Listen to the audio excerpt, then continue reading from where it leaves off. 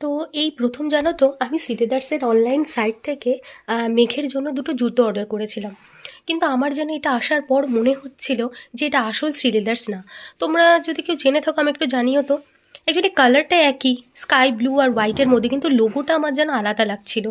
তবে জুতোর কোয়ালিটিগুলো কিন্তু খুব ভালো ছিল, আর এই ফার্স্ট টাইম আমি অনলাইন পারচেস করলাম, সাইজও একদম ঠিকঠাক ছিল, কোয়ালিটিও খুব ভালো ছিল। কিন্তু আমি না খুব কনফিউশনে ছিলাম যে এটা কি আসলেও সেই একদম মানে ওই শ্রীলেদার্সই, কারণ লোগো আলাদা আমি আগেও বললাম। তো তোমরা আমাকে একটুখানি জানিও না, তাহলে আমি না আরও কটাও অর্ডার করব। বাট জুতো কিন্তু খুব সুন্দর ছিল।